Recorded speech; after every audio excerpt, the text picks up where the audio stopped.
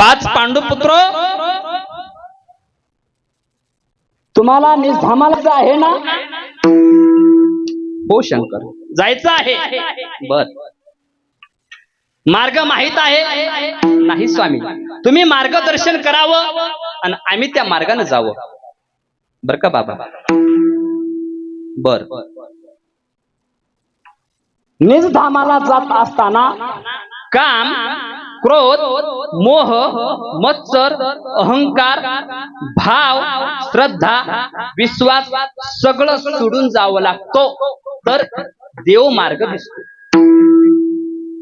करू आम्ही, काही अडचण नाही. तुम्ही जे सांगचाल ते करू. भगवान परमात्म्याने एक यज्ञ तयार केला.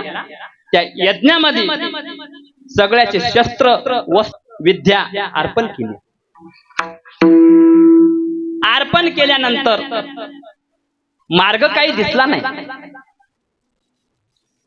भगवान शंकराने विचार केला, तुमच्या इथलं कोणतरी राहिले का ज्याचं अर्पण करायचं राहिले? द्रौपदी माता पुढे आली. हे प्रभू, माझ्याकडनं विद्या ना शस्त्र, पण माझ्या जेवढ्या भावना आहेत, जेवढ्या श्रद्धा आहेत, या यज्ञामध्ये समर्पण करते. समर्पण केलं. मग महाराज देव मार्ग दिसला. भगवान परमात्म्याने आशीर्वाद दिला, तुमचा प्रवास सुखाचा हो. पुढे निघाले. वाटत एक काळं कुत्र आलं. काळं कुत्र पाच पांडवा सोबत संग येत होत. द्रौपदी माता म्हणली, स्वामी हे कोण आहे? कशाला यालय? हाणून लावा त्याला. धर्मराज म्हणले, द्रौपदी, पाच पांडवा सोबत त्याला जर निजधामाला यायचं असेल तर मी कोण रोखणारा? येऊ दे, काही म्हणू नको. आले महाराज. मार्ग खरतड होता. ते का मार्ग का डांबरी रोड असतो काय? पर्वतावर पर्वत, डोंगर, बरफ. जात असताना कपार लागली मोठी. कपारीवर जाता येत नव्हतं. द्रौपदीचं वजन हलकं. तिने सांगितले, स्वामी माझ्यामुळं, बर का, माझ्यामुळं तुम्हाला विजय प्राप्त झालाय. धर्माचे राजे झाले. मी तुम्हाला मार्गदर्शन माझ्या भावानं केलं. मी कपारीवर जाते आणि मार्ग बघते. वरी गेली, मार्ग दिसला महाराज. कपारीवर निसटली खाली. निसटली खाली. खाली आली, तिनं देह सोडला. का देह सोडला? धर्मराजाला विचारलं. धर्मराजानं सांगितलं, भगवान शंकराने सांगितलं होतं, मीपणा, अहंकार पुढे चालत नाही. द्रौपदीला मीपणा आला म्हणून तिचा देह गेला. विठाल विठाल.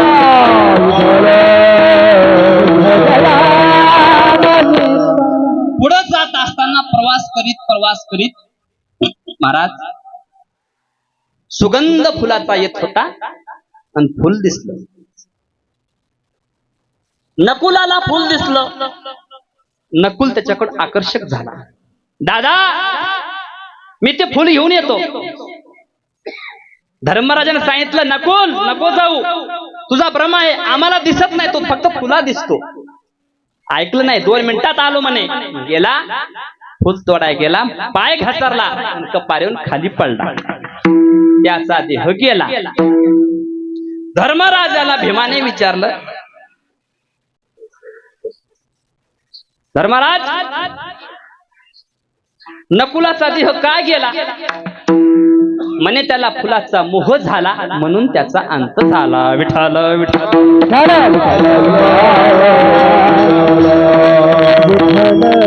चौघजण राहिले. सहदेव पुढे जात होता. सहदेवाला दया येत होती. माझा भाऊ गेला. खालून आवाज आला, सहदेव मला येऊ दे. सहदेवानं सांगितलं, दादा नकुल जिवंत आहे, हाक मारतोय, आपण त्याला घेऊ. नाही, तुझा भरम आहे, नको. ऐकलं नाही महाराज. तोडून बोलला सहदेव. काय बोलला? आम्ही सावतर माईचे तुम्ही सख्या माईची. पहिल्यापासून आमच्यासोबत असाच तुम्ही व्यवहार केला आणि आता देखील हेच केला. माझा भाऊ गेला तर तुम्हाला दुःख अजिबात झालं नाही. धर्मराज म्हणले देव मार्ग चालू आहे, त्याच्यात काहीही आणायचं नाही. भगवान परमात्म्याचं नाम घेत आपल्याला पुढे प्रवास करायचा आहे असा विचार करू नको. महाराज राग आला. राग आल्यामुळं तोडून बोलला आणि सहदेवाला भेटण्यासाठी नकुल गेला. तर महाराज पाय घसरून पडला. का पडला त्याच कारण मध्ये काय आडवं आलं, माया आडवी आली. माया आडवी आल्या म्हणून सहदेवाचा अंत झाला. विठ्ठल विठ्ठल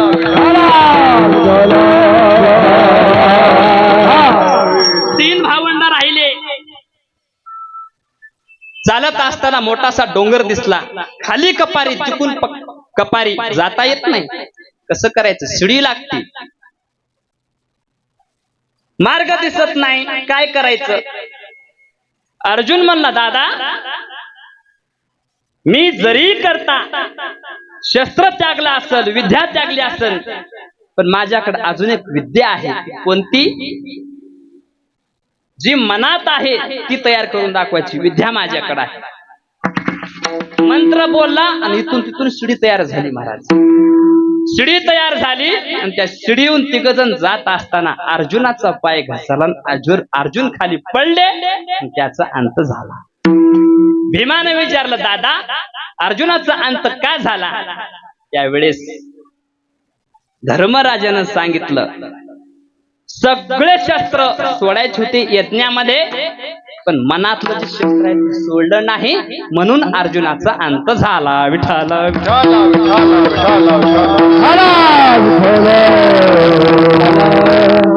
असं करत करत करत करत महाराज प्रवास चालू होता.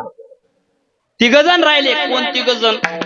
धर्मराज, भीम आणि पुत्र सोबत जात असताना मोठासा डोंगर दिसला. संकट पुढे मोठं दिसलं. आता कसं करायचं. भीमाला अहंकार आला. भीम म्हणला बजरंग बलीचा भाऊ आहे म्हणला मी. हत्तीचं बळ आहे म्हणला माझ्या अंगामध्ये. हे काय करू शकतो. डोंगर काय करू शकतो. मला काहीच करू शकत नाही. मारुतीच्या पाठीमाग शक्तिमान म्हणला तर मीच आहे. आणि बजरंग बलीचा भाऊ आहे. एका बुकीत वाट करीत म्हणला. भीमानं बुकी दाबली, पर्वताला मारली. पर्वताचा चुरा झाला, वाट दिसली. दोघं प्रवास करीत असताना महाराज असा गाळ तयार झाला आणि त्या गाळामध्ये भीमाचा पाय घसरला. जावल्या जावला मध्ये कुत्र पण खाली पडलं. गाळ इथपर्यंत आला. दादा मला वाचवा हो, मला घ्या हो. धर्मराज म्हणजे भीमा मला माफ कर, मी तुला वाचू शकत नाही. कुत्र्याचे पाय धरले, कुत्र्याला वरी ओढून घेतलं. मी त्यालाच वाचू शकतो का ती जीव आहे, त्याला बोलता येत नाही, मूक प्राणी आहे ते, त्याला कसं वरी येता येईल. धर्मराजानं कुत्र्याला वाचवलं पण भावाला वाचवलं नाही. त्याच कारण दादा मला ह्याच काही वाईट वाटना, वाचवणार ते मला काही वाईट वाटना, पण मला एका प्रश्नाचं उत्तर द्या, माझा अंत कशामुळे होतो. त्यावेळेस धर्मराज म्हणले मीपणा आला, अहंकार आला आणि हनुमंतरायाची बरोबरी केली, आणि हनुमंतरायाची बरोबरी केल्यामुळं त्याचा परिणाम हे आहे, डोळे झाकले, भीमाचा अंत झाला. विठ्ठल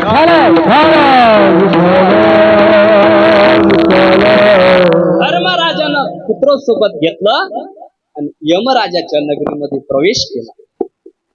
साक्षात यमराज स्वागताला आले. धर्मराज स्वागत, आमच्या यम नगरीमध्ये तुमचं स्वागत आहे, या. येत असताना प्रवास आनंदात झाला. हो महाराज झाला. धर्मराज आता इथं दोन्ही धर्मराज, आपण त्याचं नाव यमराज पाडू आहे की नाही. ते बी धर्मराजाची नगरी म्हणून धर्मराज, हे बी धर्मराज. विठ्ठल विठ्ठल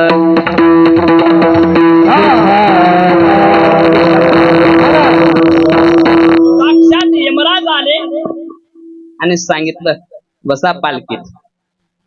धर्मराजाला पालखीत बसा म्हणल्यावर कुत्र्याला घ्यायला लागले. धर्मराज म्हणले माझ्या कुत्र्याला घ्यावं लागेल. यमराज म्हणले कुत्र्याला इथं प्रवेश नाही, कुत्र घेता येणार नाही, ते मुक प्राणी आहे, त्याला सदैव हो तुम्ही आणले. धर्मराजानं काय उत्तर द्यावं पाहुणा. धर्मराज म्हणले यमराज ज्या अर्थी माझ्या कुत्र्याला सोबत घेत नाव त्या अर्थी मलाही घेऊ नका. का त्याचा आत्मा आणि माझा आत्मा एकच आहे. त्याला जर सोबत घेत असाल तर मी तुमच्या पालखीत बसतो, त्याला जर सोबत घेत नसाल तर मी वापस जातो. सदैव हो वैकुंठाला आलेले ते महाराज कुत्र रूप बदलून साक्षात यमराज. मग धर्मराजानं पाया पडले. प्रभू तुम्ही हो म्हणे. कशामुळं काय नाही म्हणे. कुठं काय तुमच्या चुका होत्या, तुम्ही कुठं अधर्मानं वागता का म्हणून मी चेक करण्यासाठी तुमचं सोबत कुत्र्याचं रूप घेऊन आलो. पालखीत बसले आणि गेले. आणखीन धर्मराजाची परीक्षा शिल्लक होती महाराज. दुर्योधनपुरी आला, पर्णिपात घातला. धर्मराज नमस्कार. धर्मराजाला प्रश्न पडला माझ्या स्वागतासाठी हे नालायक दुर्योधन इथं कसं काय. यमराजाला प्रश्न विचारला. प्रभू एक प्रश्नाचं उत्तर द्याल. हो म्हणे. काय आहे सांगा. ह्याने कधी पुण्य केलं नाही, हे माझ्या स्वागतासाठी कसं काय. त्यावेळेस यमराजानं सांगितलं धर्मराज त्याला वीरगती प्राप्त झालेली आहे, हे हूत आत्मा आहे म्हणून तुमच्या स्वागतासाठी आहे. विठ्ठल विठ्ठल.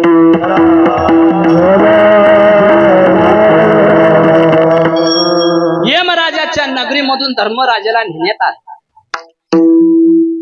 द्रौपदीची किंकाळी ऐकू आली. धर्मराजानं ओळखलं हे तर माझ्या पत्नीचा आवाज आहे. यमराज माझ्या पत्नीला मला भेटायचं. तर महाराज हारावर, इष्ट्याच्या हारावर द्रौपदीला झोपवलं. किंकाळ्या फोडीत होती. त्यावेळेस धर्मराजानं यमराजाला विचारलं प्रभू द्रौपदीचं काय पाप होतं की त्याला इष्ट्यावर झोपावं लागलं. त्यावेळेस यमराजानं उत्तर दिलं धर्मराज धृतराष्ट्राचा अपमान, दुर्योधनाचा अपमान आणि कर्णाचा अपमान. भर सभेमध्ये द्रौपदीनं म्हणलं होतं काय, एका सूतपुत्रासोबत मी लग्न करत नाही. दुर्योधनाला म्हणलं होतं आंधळ्याची पोरं आंधळीच. मला सांगा एका शब्दामुळं जर हारावर झोपावं लागते तर आपल्या जीवनात किती चुका. ऐका पुढं. धर्मराजानं डोळे झाकले. पुढे जात असताना महाराज अर्जुन दिसला आणि अर्जुनाच्या तोंडामध्ये बाण भरलेले होते. अर्जुनाला हाक मारता येत नव्हते. अर्जुन निस्ता कणत होता. भावाकडे बघितलं धर्मराजानं तर डोळ्यात पाणी आलं. भगवंताचा सखा, रात्रंदिवस देवाचं नामस्मरण करणारा आणि त्याच्या तोंडामध्ये बाण का. यमराजानं सांगितलं धर्मराज यांच्यामुळं कुत्र्याच्या तोंडात बाण गेले होते. शिकवली नाही. ऐका कुणाला ऐका माहिती. एकलव्याला का शिकवली नाही. तो नीच जातीचा होता म्हणून शिकवलं नाही. त्याच्यामुळे त्यानं द्रोणाचार्याची चिखलाची मूर्ती तयार केली. त्या चिखलाच्या मूर्तीतून विद्या प्राप्त करून घेतली. हे सिद्ध करून दाखवण्यासाठी तुझ्यासाठी बाण मारले होते. त्याचं फळ तुला आता इथं भोगावं लागतं. बघा आपल्यामुळं दुसऱ्याला जर त्रास झाला त्याचं देखील फळ भोगावंच लागलं. ऐका पुढं. पुढं जात असताना नगरीमधून प्रवेश करत असताना एक एक एक एक दृश्य दाखवत बर का दादा. अण्णा यमदूताने भीमाला उलट केलंय आणि उभं चिरलंय. भीम चिरकत होता. भीमाचा आवाज ऐकल्यावर धर्मराजाच्या मनात विचार आला, भीमानं काय पाप केलं जाणून घ्या. यमराजाला विचारलं. यमराज म्हणले, भगवान परमात्म्याचं ऐकून सुद्धा जरासंधाला कसं चिरलं होतं, तेच जरासंध भीमाला उभं चिरित आहे. एका हाताने कर, दुसऱ्या हाताने भर. येथेची कर, येथेची भर. ऐका, एक एक दृश्य दाखवत दाखवत महाराज धर्मराजाला नगरीमध्ये फिरवत होते. नकुल सहदेवाचा आवाज आला, दादा दादा म्हणल्यावर धर्मराजाने विचार केला, माझे नकुल सहदेव मी माझ्या पुत्रा समान मानले. निघाले. यमराजाने म्हणले, धर्मराज नकुल सहदेवाची भेट घ्यायची नाही. नाही म्हणे घ्यायची का, त्याचा वियोग मला सहन होणार नाही.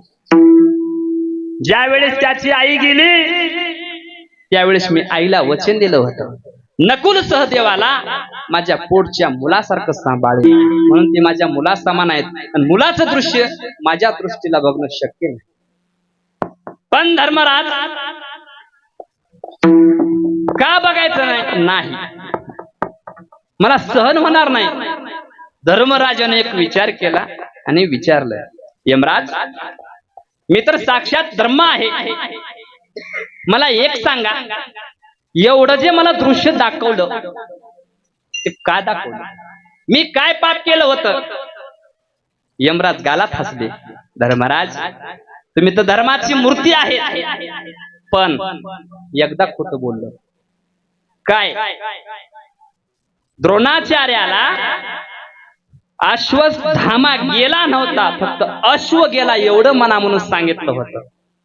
अश्व नावाचा हाती युद्धात मेला होता आणि कृपाचार्याला बाकीच्याला काय सांगायचं होतं, अश्वत्थामा गेला.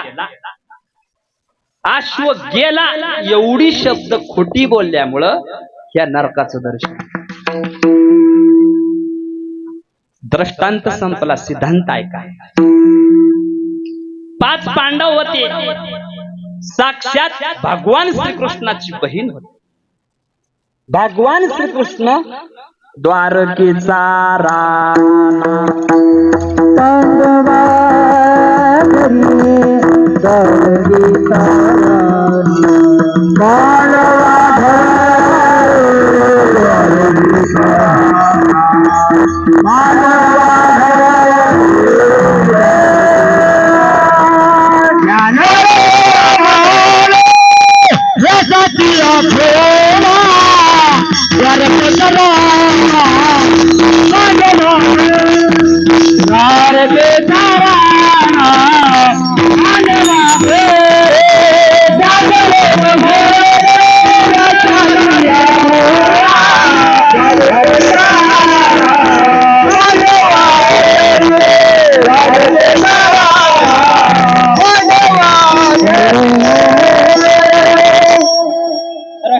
संपला, सिद्धांत ऐका. ज्ञानदेव म्हणे व्यासाची या खुणा, द्वारकेचा राणा पांडवा घरी. पांडवाच्या घरी भगवान परमात्मा रात्रंदिवस राहत होते, तरी पण जीवनातल्या चुका झाल्या म्हणून एवढा त्रास भोगावा लागला. म्हणून क्षणोक्षणा हाची करावा विचार, तरावया पार भव सिंधू विठोबा. रखुमा